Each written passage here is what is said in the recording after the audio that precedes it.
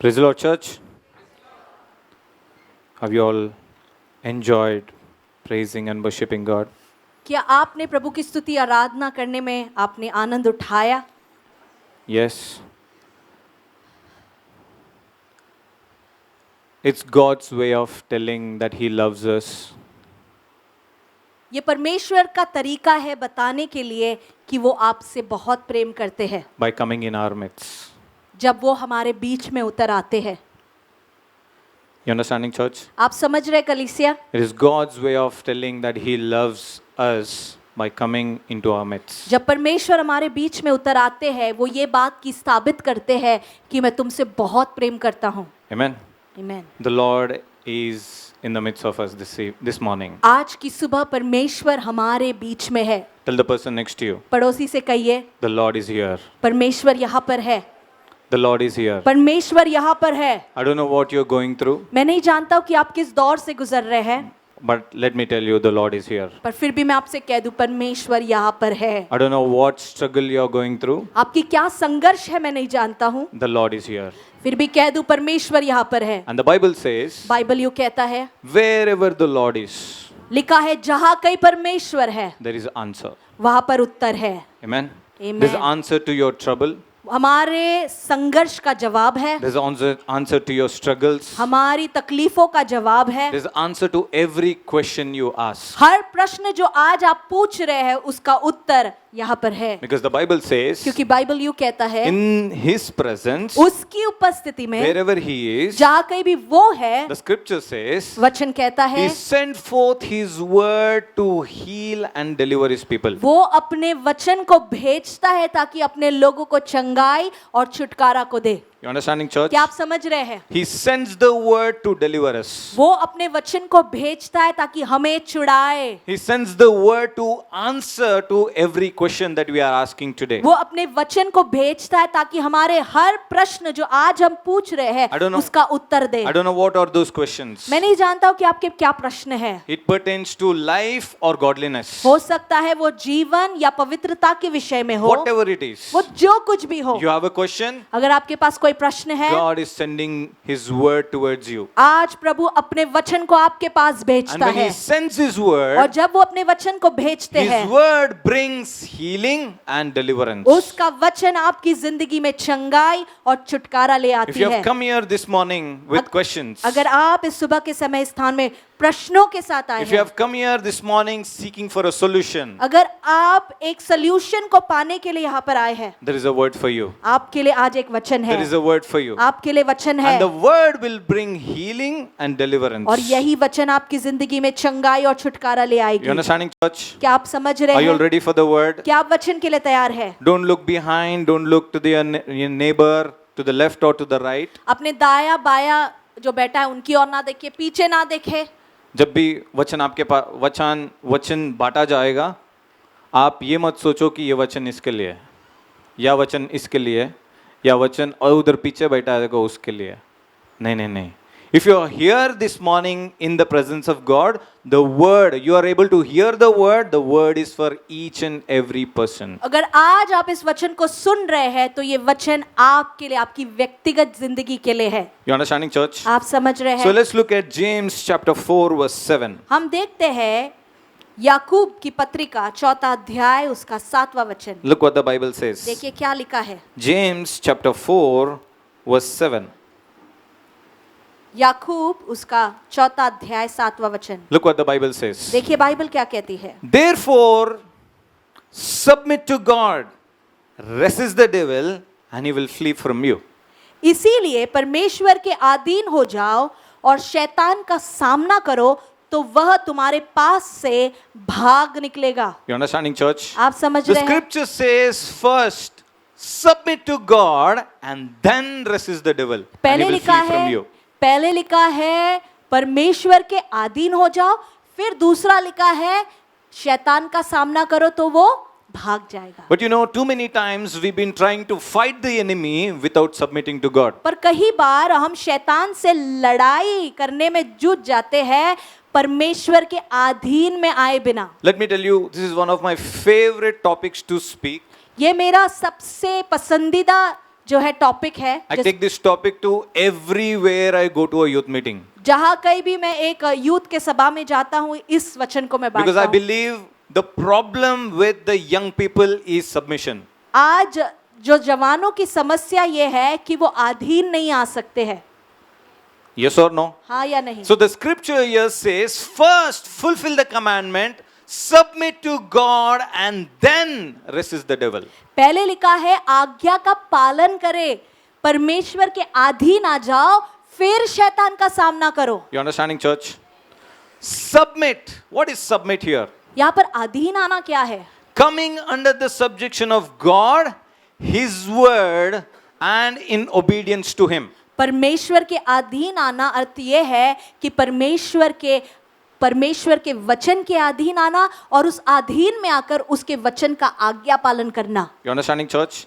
Coming under the subjection of God, His word, and in obedience to His word. परमेश्वर के अधीन आना, उसके वचन के अधीन आना और उसके वचन के आज्ञा पालन के अधीन आना। Have you tried resisting the devil without submitting to God? क्या आपने कभी कोशिश की है शैतान का सामना करना बिना अधीन में आए? Yes, I did. मैंने किया But I kept failing. और मैं हारता गया। Every time I fought the enemy without submitting to God, हर बार जब मैं शैतान से लड़ जाता बिना परमेश्वर के अधीन आए, I failed. मैं हार जाता। I failed. मैं हार I जाता। failed again and again and again and again and again. मैं बार बार हारता और बार बार हारता। Can I tell you something? मैं क्या कुछ बोल I've did सकता हूँ? lot of things without submitting to God. मैंने बहुत ऐसे काम को किए बिना परमेश्वर के अधीन आए। Can I tell you something?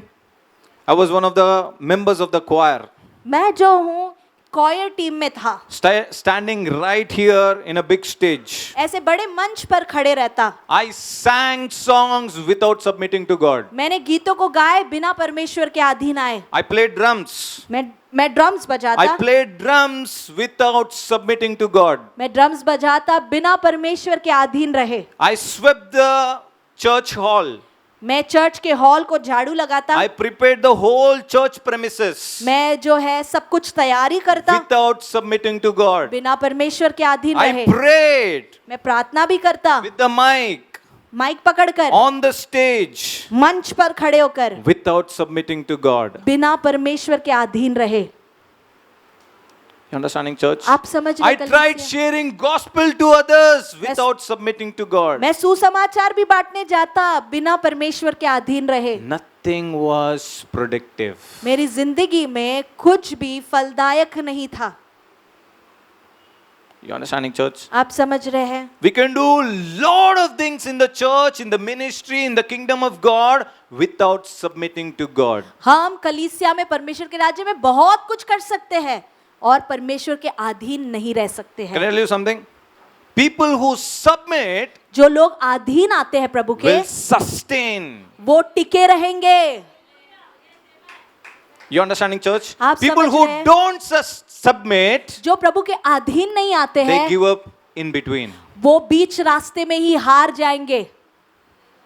You understanding, church? आप समझ रहे हैं? People who submit will sustain till the end. जो लोग प्रभु के अधीन आते हैं वो अंत तक बने रहेंगे। Why? Ask me why. पूछे क्यों? Because वो लोगों को मार्गदर्शन किया जाएगा. They know what steps to take next. क्योंकि जो लोग प्रभु के अधीन आते हैं वो जानते हैं कि अगला कदम क्या लेना है, How to go about in their life. जिंदगी में कैसे आगे बढ़ना है। How many of you read Proverbs chapter 3? कितने लोग नीति वचन तीसरा अध्याय The पढ़े हैं? scripture, one of the highlights of that chapter is lean not on your own understanding. उस वचन का हाईलाइट ये है अपनी समझ का सहारा मत ले। You understanding, church? आप समझ रहे हैं? अपनी समझ का सहारा मत लो, आप परमेश्वर के अधीन में आओ. You understanding, church? The scripture says, come under the subjection of God.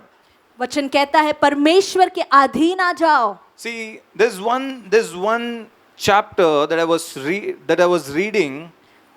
If you look at Matthew chapter 22, और एक ऐसा अध्याय है जो मैं पढ़ रहा था, मत्ती का लिखा हुआ उसका 22वां अध्याय। and this is very surprising for me. If you look at the scripture in the same chapter, the scripture talks about the parable of the wedding feast.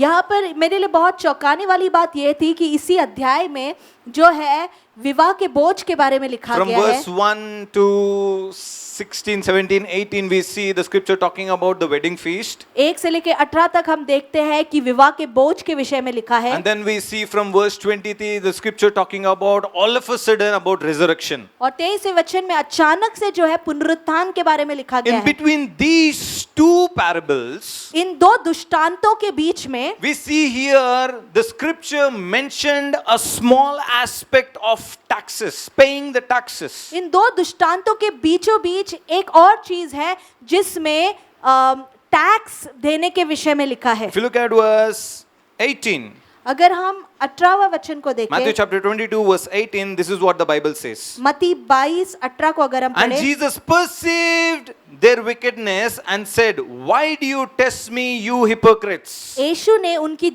दुष्टता जानकर कहा, हे कपटियों, मुझे क्यों परखते हो? You understanding? They're trying to test Jesus, asking, should we pay our taxes to Caesar or not? यहाँ पर यीशु की परीक्षा करने की कोशिश कर रहे हैं और कहते हैं क्या हम कैसर को टैक्स देना है या नहीं देना है। See, the scripture, the parable above was talking about the wedding feast, यहाँ पर ऊपर जो है विवाह के बोझ के बारे में लिखा है and below it was talking about the resurrection. और नीचे की ओर जो है पुनरुत्थान के बारे में लिखा है। And all of a sudden, in between these stories, why did Bible mention about taxes? और इन दोनों के बीचों बीच बाइबल में क्यों लिखा गया है टैक्स के बारे में? And Jesus being tested here, और यहाँ पर यीशु को परखा जा रहा है asking whether we should give our taxes to Caesar or not. और लिखा है, पूछ रहे हैं कि क्या हम कैसर राजा को टैक्स देना है या नहीं देना है। And verse 18 says, Jesus perceived their wickedness और यीशु ने उनकी दुष्टता जानकर कहा, and said to them,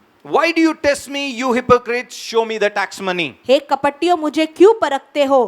कर का सिक्का मुझे दिखाओ। So they brought him a denarius तब वे उसके पास एक दिनार ले आए। and said to them, उसने उनसे पूछा, and he said to them, Jesus said to them, यीशु ने उनसे कहा, "Whose image is inscripted on that coin?" इस सिक्का पर किसकी मूरत बनी गई है? And they said to him, और उनने उससे कहा, "Caesar's." कैसर का। And he said to them, तब उसने उनसे कहा, "Render therefore Caesar's to the things, render therefore to the Caesar's to what is Caesar's, and give to God what belongs to God." जो कैसर का है वह कैसर को और जो परमेश्वर का है वह परमेश्वर को दो। You understanding, church? आप समझ रहे हैं? I was struck here मैं इस बात पर अटक गया, and I started to ask questions. मैं प्रश्न पूछने लगा। And I have this habit of asking questions: why, what, where, when, and how. मेरे पास ये आदत है कि मैं पूछता हूँ क्यों, कैसे, कब, कहा। If there's a statement, if there's a scripture that I read, अगर मैं एक वचन को पढ़ता हूँ, I ask these 5 questions: मैं इन 5 प्रश्नों को पूछता हूँ। why, what, where, when, and how. क्यों, कैसे, कब, कहा। And I asked it, Yes. and I kept asking these questions, and I discovered और मैं ये प्रश्न को पूछता रहा और मैं ये जान पाया, here the scripture says, वचन यूं लिखा है, "Give to Caesar the things that are Caesar's, जो कैसर का है उसे कैसर को दो, and to God the things that are God's." जो परमेश्वर का है वह परमेश्वर को मतलब दो। परमेश्वर का वचन इधर हमें सिखाना चाहता है, जो संसार का है वो संसार को दे दो, जो परमेश्वर का है वो परमेश्वर को दे दो। You understanding, church? You understanding, church? If you look at scripture in Romans chapter 13 verses 1 and 2, Romeo 13 1 और 2 अगर हम देखें, you know why we've been failing as the believers in the church today? आज हम विश्वासी होने के नाते कलीसिया के लोग क्यों हार रहे हैं? The reason is we've been mixing the things of the world with the things of God. हम जो है परमेश्वर और संसार की बातों को जो है मिक्स कर रहे हैं। You're bringing the culture of this world into the church. हम जो है संसार की तौर तरीके को कलीसिया में लेकर But आते we were हैं, supposed to take the culture of God to the world. जबकि हमें परमेश्वर के तरीके को हमें संसार में ले जाना था। हाँ या नहीं? Yes or no, how many of you agree to this? कितने लोग इस बात से सहमत हैं? हाँ या नहीं? क्या हम संसार की कल्चर को अंदर लाना है या परमेश्वर का कल्चर को बाहर लेकर जाना है? थोड़ा जोर से बोलिए ना। Yes. So but the church has been mixing the world and church. आज कलीसिया जो है संसार और कलीसिया दोनों गुल मिल गए हैं। हाँ या नहीं? That is why we've इसीलिए been failing as a church in this world. इसीलिए एक कलीसिया होने के नाते आज कलीसिया हार रही है। आपको बताया आज संसार हमारे ऊपर उंगली उठा रहा है। क्यों मालूम है? क्योंकि हम कलीसिया बनकर नहीं रहा है, परमेश्वर का बेटा और बेटी बनकर नहीं रहा है।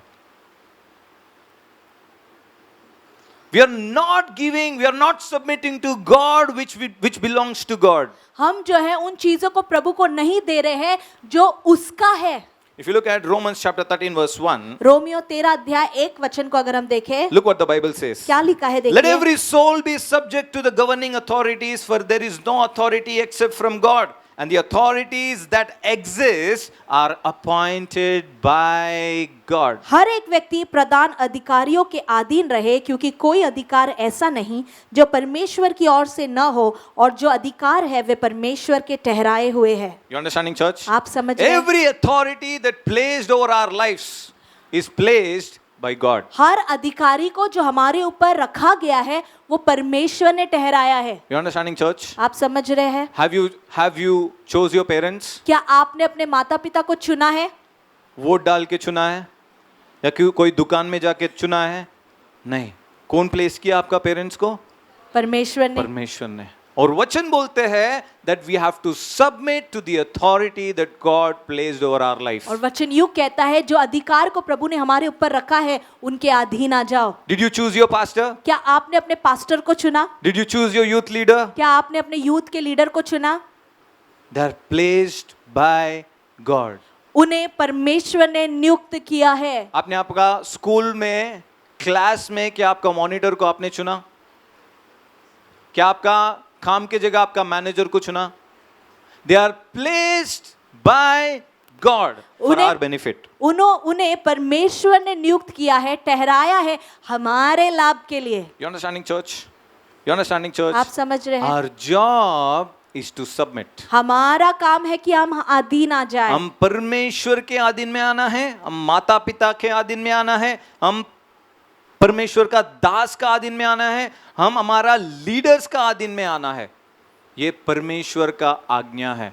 You understanding, church? It is God who placed the authority over our lives. वो परमेश्वर है जो हमारे ऊपर अधिकार को ठहराते And if you हैं। look at the scripture in the second part, दूसरे भाग में अगर हम देखें, verse 2, दूसरा वचन, whoever therefore resists the authority, इससे जो कोई अधिकार का विरोध करता है they resist God directly. वो परमेश्वर की विधि का सामना करता है। You understanding, church?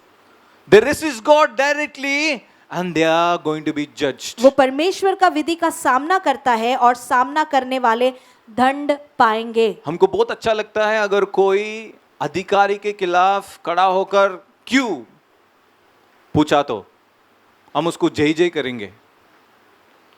यस, झुंड बनाकर अधिकारी के खिलाफ, यस, स्कूल में, कॉलेज में टीचर के खिलाफ अगर एक लड़का खड़ा हो गया, पूरा कलीसिया उसके पूरा क्लास उसके पीछे, अरे मस्त बोला रे, मस्त बोला, सही बोला तू, सही पूछा है। Yes, what's happening? We are going against God, directly going against God. क्या हो रहा है? हम सीधा परमेश्वर के विरुद्ध जा रहे हैं। You understanding, church? You understanding, church? Our job is to submit. हमारा काम है कि हम अधीन आ जाए। You know, we are focusing on teleos, हम जो है तेलियोस पे ध्यान दे रहे हैं, being complete, जहाँ पर लिखा है हमें संपूर्ण हो जाना being है, matured. हमें परिपक्व होना है। Mature and completion doesn't happen without submitting. आप परिपक्व और आप पूर्ण तब तक नहीं हो सकते जब आप प्रभु के अधीन में ना जाए। Submission is everything in the kingdom of God. प्रभु के अधीन आना ही स्वर्ग के राज्य में सब कुछ है। How many of you have confessed this scripture, Psalms chapter 91, all through lockdown? कितने लोगों ने लॉकडाउन के वक्त भजन संहिता 91 को बहुत कहा होगा? Yes.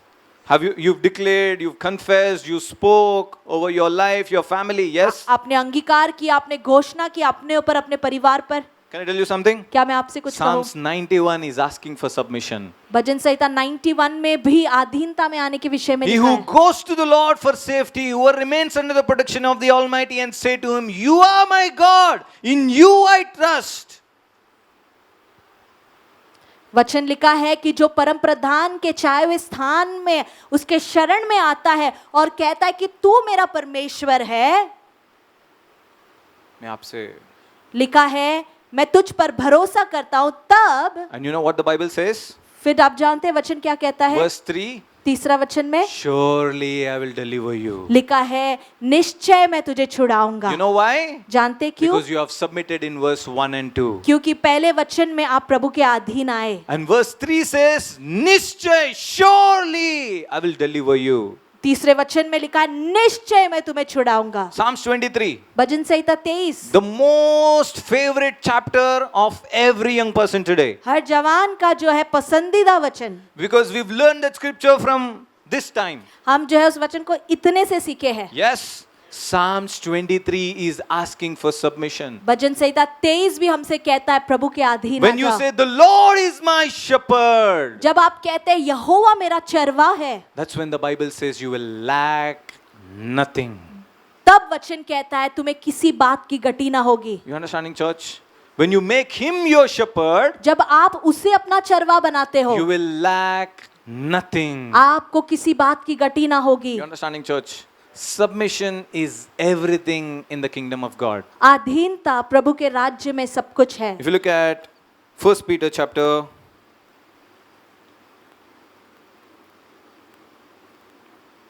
पहला पत्रस हम निकालते हैं verses 13 and 14, look what the Bible says. 13 और 14 वचन। Look what the Bible says. देखिए क्या लिखा है। Therefore submit yourself to every ordinance of man for the Lord's sake. प्रभु के लिए मनुष्य के ठहराए हुए हर एक प्रबंध के अधीन में रहो। You understanding, church? For the Lord's sake. परमेश्वर के खातिर। What does your Bible say? आपका बाइबल क्या कहता है? What is your Bible saying? आपका बाइबल क्या कह रहा For the है? Lord's sake, प्रभु के लिए submit to every ordinance of man. मनुष्य के ठहराए हुए हर एक प्रबंध के अधीन And में look what the रहो। Bible says. देखिए क्या लिखा Whether है। to the king as supreme, और राजा के इसीलिए, whether to the king as supreme राजा के इसीलिए or the governors. या फिर हाकिम क्यों ना हो। You understanding? आप राजा को भी सबमिट करो और गवर्नर को भी सबमिट करो। You understanding, church?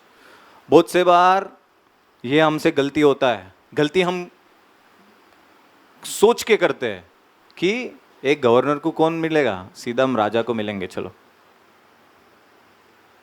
You understanding?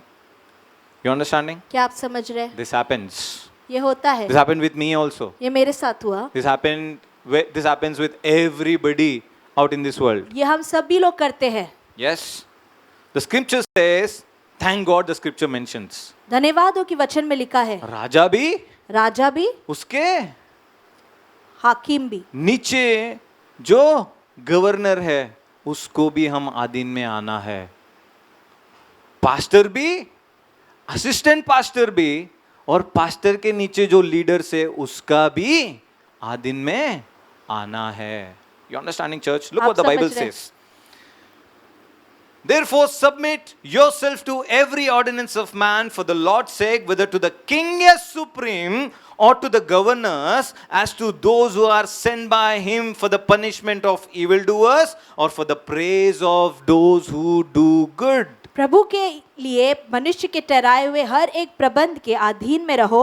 राजा के इसलिए कि वह सबका प्रधान है, और हाकिमों के क्योंकि वे कुकर्मियों को दंड देने और सुकर्मियों की प्रशंसा के लिए उसके भेजे हुए हैं। You understanding, church? क्या बोल रहा है? जो गलत काम करते हैं, for the evildoers, to punish the evildoers or to praise the ones who are doing good. उन लोगों के अधीन आना है जो गलत करने वाले को दंड देते हैं और जो सही कर रहे हैं उनकी प्रशंसा करते हैं। Yes, yes or no? अधिकारी क्या करते हैं?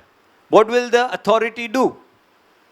For example, this is a highway and there's a traffic police standing right here and saying, lifting his hand, stop. मान लीजिए ये एक हाईवे है, यहाँ पर एक ट्रैफिक पुलिस खड़ा हुआ है और हाथ बताकर कहता है रुक जाओ, And we will stop, right? क्या हम रुकेंगे? Why? क्यों? Because he's got authority, he's got uniform. क्योंकि उसके पास अधिकार है, उसने वो जो है अपना यूनिफॉर्म पहन रखा He है, can stop. वो रुक सकता है, रुका सकता है। Yes. He can stop and ask for any certificate, any registration, any license, anything that he can.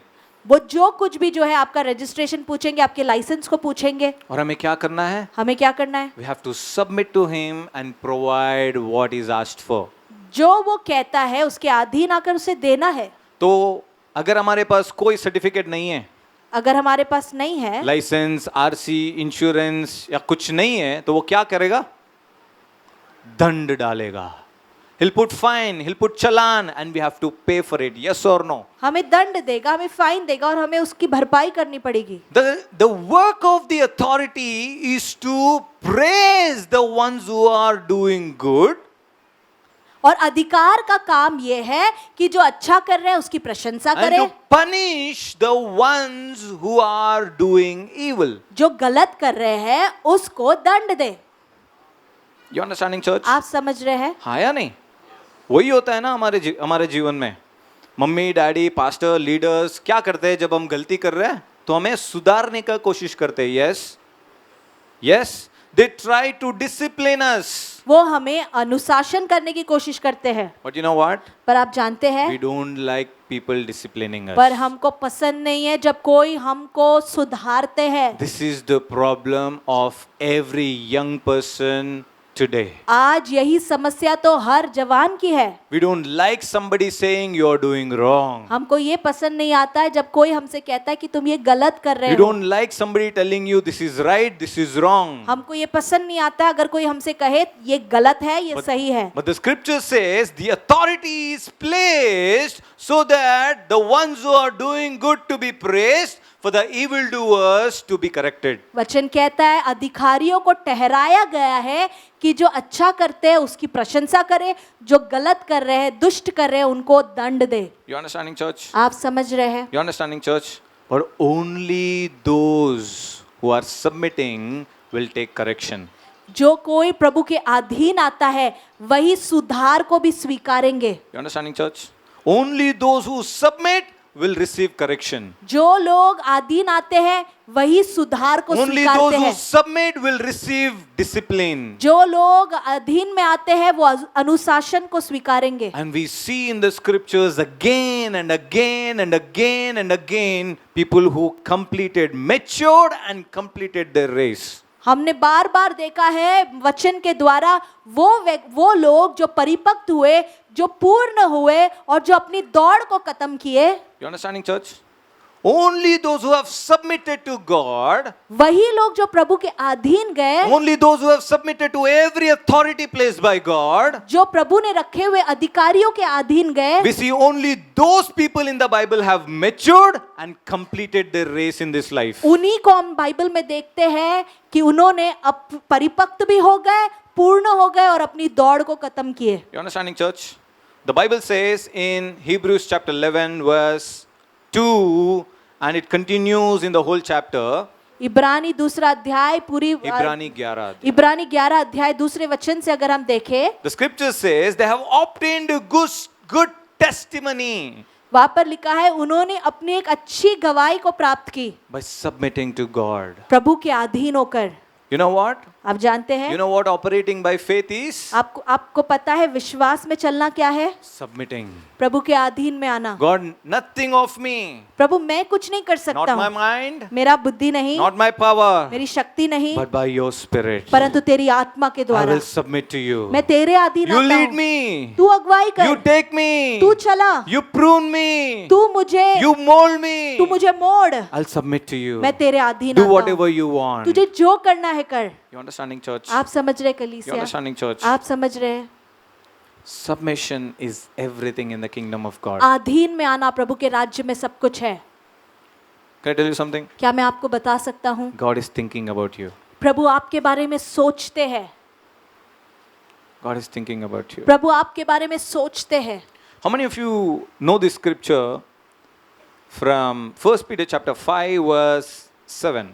पहला पत्रस 5:7 कितने लोग जानते हैं? This is what the Bible says. Bible क्या कहता है वापस? Cast all your cares upon him, for he cares for you. अपनी सारी चिंता को उस पर डालो क्योंकि उसे तुम्हारा ध्यान है। Yes? Very well known scripture. बहुत ही जाना माना वचन है Yes? And we know this by heart. और हमें तो बाय हार्ट आता है, But we have never seen the scripture in this perspective. पर हमने इस वचन को इस तौर से नहीं देखा है। There is a word in that scripture, it says A-L-L. वचन में वहां पर लिखा है अपने सब, ALL ऑल, अपना सब कुछ परमेश्वर के अधीन में दे दो. वहां पर लिखा है अपनी सारी चिंताओं को उसके अधीन कर दो। And you know what the Bible says? Bible क्या कहता है? For he cares for you. क्योंकि उसे तुम्हारा ध्यान है, He's concerned about you. वो आपके लिए चिंतित है, He's thinking about you. वो आपके बारे में सोचता है। But you know what we do? पर हम क्या करते हैं? We give some, हम कुछ देते हैं, we hide some. हम कुछ छुपा देते हैं।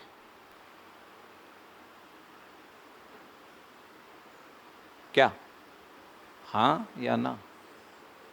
This is our mistake. ये हमारी गलती है। हम कुछ देते हैं, कुछ छुपा कर रखते हैं.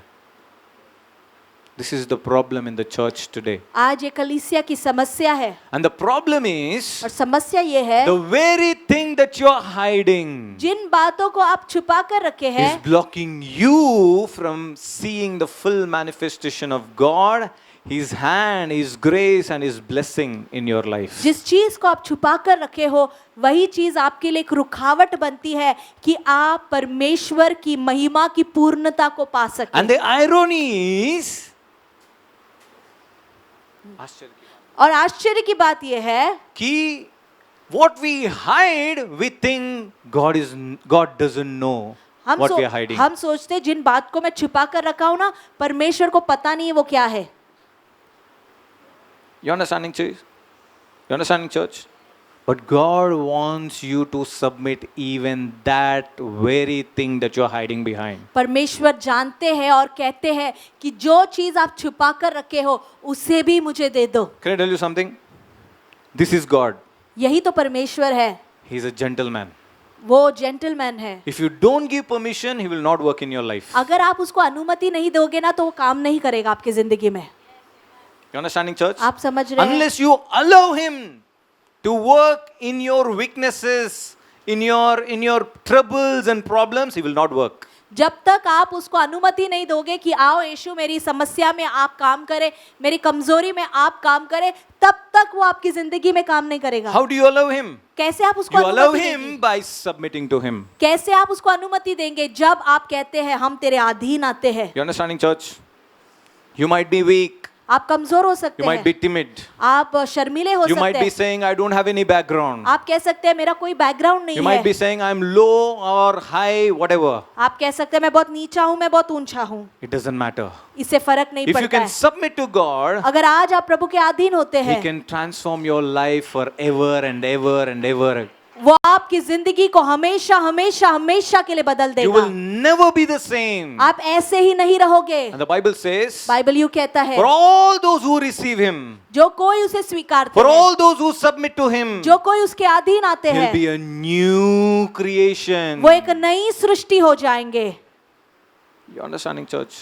Submission is everything in the kingdom of God. अधीनता प्रभु के राज्य में सब कुछ है। I'll show you a few scriptures. कुछ वचन को मैं बताता हूँ आपको। If you look at 1 Corinthians chapter 3 verse 23. पहला कोरिन्थियों 3 अध्याय 23वां वचन को हम देखें। The scripture says, and you are Christ and Christ is God's. लिखा है तुम परमेश्वर के हो और तुम मसीह के हो और मसीह परमेश्वर का है। You understanding? All this while we've seen, render therefore to Caesar to what belongs to Caesar. पहले हमने देखा कि जो कैसर का है उसे कैसर को दो, Give what belongs to man, जो मनुष्य का है वो मनुष्य को दो, give what belongs to God, जो परमेश्वर का है उसे परमेश्वर को दो, give what belongs to authority, जो अधिकार का है वो अधिकार को दो। But now let's look at what belongs to God. पर अब देखते हैं कि परमेश्वर का क्या है, And this is what the Bible says. और बाइबल यूं कहता है 1 Corinthians chapter 3 verse 23, you are God's. पहला कोरिन्थियों 3 वचन कहता है, और तुम मसीह के हो। Tell the person next to you, you are God's. पड़ोसी को कहिए तुम परमेश्वर के You हो, are God's. तुम परमेश्वर के You हो। don't tell me, मैं आपका नाम से मत बोलो, आपका नाम से पहला आप परमेश्वर के हैं। You understanding? Don't tell with your surname. Don't recognize yourself with where you're coming from, what family you're coming. I don't know what's your आपकी background. पहचान जो है आपके सरनेम से नहीं है, किस बैकग्राउंड से आप आते हैं उससे आपकी पहचान नहीं है। You're God's. आप परमेश्वर के हैं। You understanding, church? You're God's. We've seen this skit. हमने स्किट में ही देखा, The very lie that the enemy says जो झूठ को शैतान कहता है is you belong to such and such culture. कि तुम ऐसे तरीके, तौर तरीके को बिलोंग करते हो, You belong to such and such area. तुम ऐसे बैकग्राउंड के एरिया के You हो, belong to such and such state. तू ऐसे सड़क से आता है, You belong to such and such family. तू ऐसे परिवार से आता है। But that's not the truth. पर वो सत्य नहीं है। All the pressure that the young people have today is where they are coming from. हाँ, आज के दिन जो दबाव जवानों पर ये है कि वो कहाँ से आते हैं। But the truth is, सत्य यह है you are God's. कि तुम परमेश्वर के हो, You are God. तुम परमेश्वर के हो। You understanding, church? आप समझ Tell रहे the person कलीसिया? next to you. पड़ोसी से कहिए You are God's. तुम परमेश्वर के हो।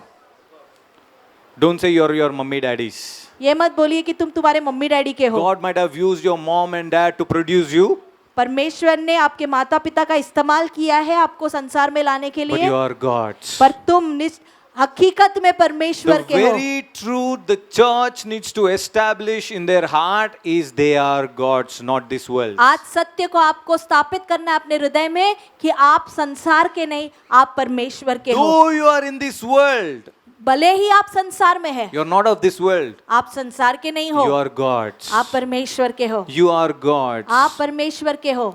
Every battle that the people of God failed, हर एक युद्ध जो प्रभु के लोग हार गए, they failed because they didn't know they are God's. वो इसीलिए हार गए क्योंकि वो नहीं जानते थे कि वो परमेश्वर के लोग हैं।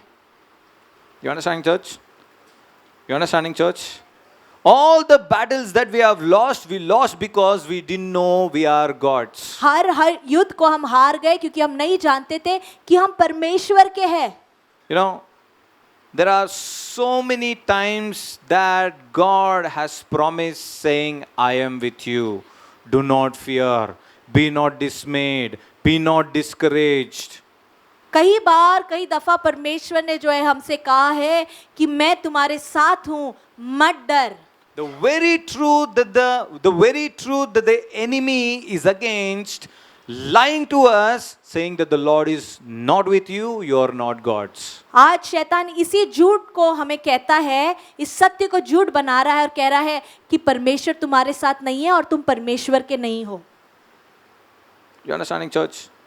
We stand in the midst of the tribulation. हम समस्या के बीचों बीच खड़े हैं, We are God's. फिर भी आप परमेश्वर We के are in the हैं। group of friends. अगर आप दोस्तों के झुंड में खड़े हो, We are God's. वहां पर भी आप We are in the परमेश्वर के midst हो। of persecution. आप सताव के बीच में खड़े हो, We are God's. वहां पर भी आप परमेश्वर के हो। You are understanding, church? You're in the church, you are God's. अगर आप कलीसिया में तो आप परमेश्वर You're के हो, outside the church, you are God's. आप कलीसिया के बाहर है तो भी परमेश्वर के हो। You understanding, church? When the church forgets that they are God's, जब कलीसिया ये बात को भूल जाती है कि वो किसके है, the enemy will bring the best of the weapons against us to rule and reign in our life. शैतान अपने सारे हथियारों के साथ आएगा और आपकी जिंदगी में राज्य करने लगेगा। We've seen in the skit. हमने इस स्किट में ही देखा, We've seen in the skit हमने स्किट में ही देखा that lady in the skit forgot who she was, कि वो जो बहन है स्किट में भूल गई कि वो कौन है, whom she belongs वो to. किसकी है। I'll show you another scripture. If you look at chapter 6 in the same 1 Corinthians, पहला कुरिन्थियों उसका 6वां अध्याय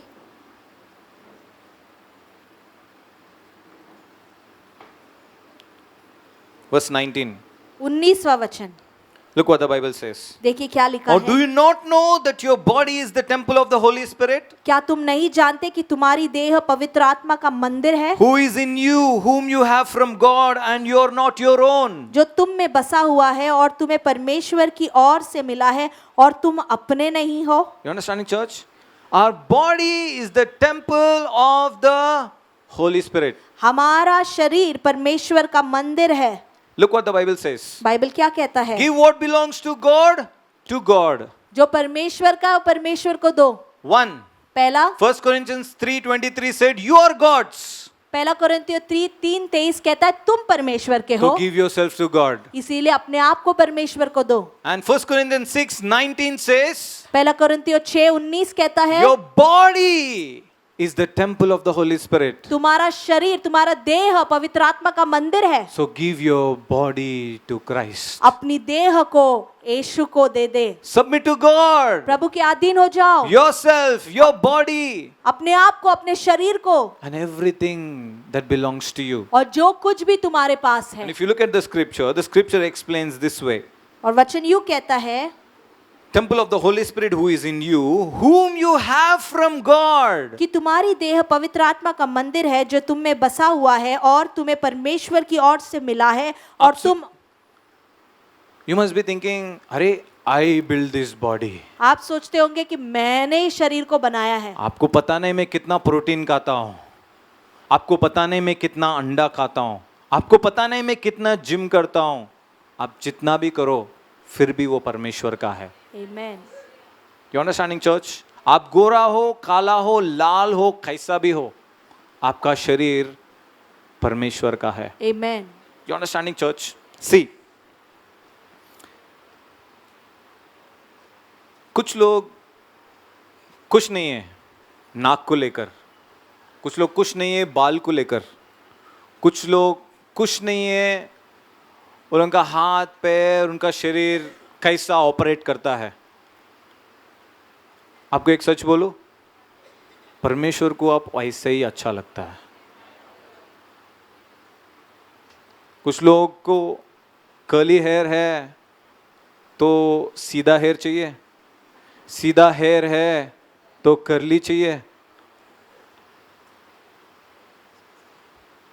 But God thought you would be beautiful just as you are. और परमेश्वर ने सोचा जैसे तुम हो वैसे ही सुंदर रहोगे। And the scripture says the nose and the hair that you are worried about, it is God's temple.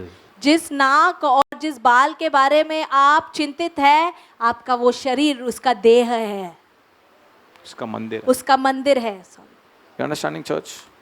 The things that you are worried about your body is the temple of the Holy Spirit. अपने शरीर के उस अंग के विषय में आप चिंतित है, वो परमेश्वर का मंदिर है। And look what the Bible says. देखिए बाइबल क्या And you कहता है। are not your own. तुम तुम्हारे नहीं हो, आप आपके नहीं हैं, आप परमेश्वर के हैं। हम परमेश्वर के हैं। Tell the person next to you. पड़ोसी से कहिए, आपका पड़ोसी को बोलो आप आपका नहीं है, पड़ोसी से कहिए आप आपके नहीं हो, आप परमेश्वर के हैं। आप परमेश्वर के हैं। आपका शरीर परमेश्वर का मंदिर है। आपका शरीर परमेश्वर का जो मंदिर है। परमेश्वर का है वो परमेश्वर को दे दो। जो परमेश्वर का है वो परमेश्वर को दे दो। Can I tell you something? क्या मैं आपसे कह सकता हूँ, When we have not submitted ourselves to God, जब हमने प्रभु के अधीन में अपने आप को नहीं when we लाया, have not submitted our bodies to God, जब हमने अपने शरीर को प्रभु के अधीन में we नहीं submit लाया, to every other thing in this world. हम संसार के हर चीज को अपने आप को दे देते किसी हैं। के लिए खाट भी लेगा,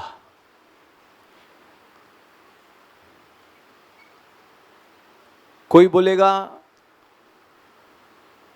if you don't accept I will die.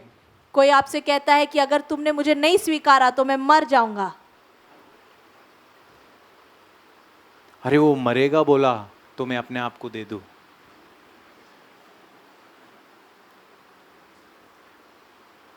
No, you are not your own. नहीं, You are God's. तुम तुम्हारे नहीं, तुम परमेश्वर के हो। जो मरना चाहते उसको मरने दो, पर आपका शरीर को किसी के अधीन में मत करो. Amen. You understanding, church? आप समझ रहे कलीसिया? बोलते हैं एक बार नहीं नहीं नहीं नहीं, मेरा ये शरीर है ना परमेश्वर का है, मैं वो पाप में मैं हाथ नहीं डालेगा. You understanding, church? You are not your own. तुम तुम्हारे नहीं हो. You know, the problem with young people today, आज जवानों की समस्या ये है, they want to do things before their time. वो चीजों को समय से पहले करना चाहते हैं. That's why you're failing. इसीलिए तो आप हारते हैं. You don't want to go through the process. आपको जो है प्रोसेस से होकर नहीं जाना है. Process will always help you to put your feet on the right place. अगर आप तरीके से होकर गुजरेंगे तो आप सही कदम को रखेंगे. आप चाय बनने से पहले लेकर आप डाल के पीगा. You'll wait till the chai is boiled. आप रुकेंगे जब तक चाय जो है बॉईल ना हो जाए. बिरयानी पूरा पक्के अच्छा सा स्वाद आने के बाद आप टेस्ट करेगा, हाँ या नहीं? पहले ही बीच में निकाल के खाएगा? Why are you waiting for the process to finish? क्यों आप नहीं रुकते हैं कि आपका प्रोसेस, आपका समय नहीं जब तक नहीं आता है, इंतजार क्यों नहीं करते? The problem with the young people today is they want to do everything before they get married.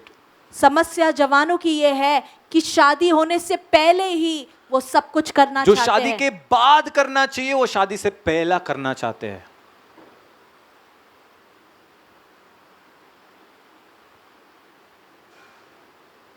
Remember, याद रखे, you are God's. तुम परमेश्वर के हो. Your body belongs to God. तुम्हारा शरीर Your body परमेश्वर का is है. the temple of the Holy Spirit. तुम्हारा देह पवित्र आत्मा का मंदिर है. You understanding, church? आप समझ रहे You are कलीसिया? not your own. तुम तुम्हारे नहीं हो. It is time for the church to submit. ये समय है कि कलीसिया प्रभु के अधीन हो जाए. Submission will always bring blessing over your life. जब आप अधीन आते हो हमेशा आपकी जिंदगी में आशीष The आएगी. best example that I can give today एक अच्छा उदाहरण जो मैं आपको दे सकता हूँ is Joseph. वो है Yusuf. Joseph submitted to God, his father, and every authority that placed over his life. Yusuf हर वो अधिकार के अधीन आया, वो उसके माता पिता क्यों ना हो, उसके मालिक क्यों ना हो, He was submitted to his father, वो अपने पिता के अधीन था, submitted to God, परमेश्वर के अधीन था, submitted to his Potiphar, वो पोटीफर के अधीन था, his master, उसके मालिक के, and then he also submitted to the jailer in jail, जो जेलर था उसके अधीन में रहा, and then he submitted to the king also. वो राजा के अधीन में भी रहा. Every authority that was placed over his life, he submitted, and submission matured him to finish his race. और हर एक अधिकार के वो अधीन आया, जो अधीन आता गया, जिसके कारण वो अपने इस दौड़ में परिपक्व हुआ और पुरस्कार को पाया. You understanding, church? आप समझ I'll show रहे you हैं? one scripture and look what the Bible says. मैं एक आखिरी वचन को बताऊंगा. First Peter देखते chapter हैं. 5 verse 5. पहला पत्रस 5:5 देखें. Look what the Bible says. देखिए क्या लिखा है. This scripture will bless you. ये वचन आपको आशीषित करेगी. Look what the Bible says. देखिए क्या लिखा है. Likewise, you younger people, हे नवयुवकों, तुम भी submit yourself to elders. Yes, all of you be submissive to one another and be clothed with humility.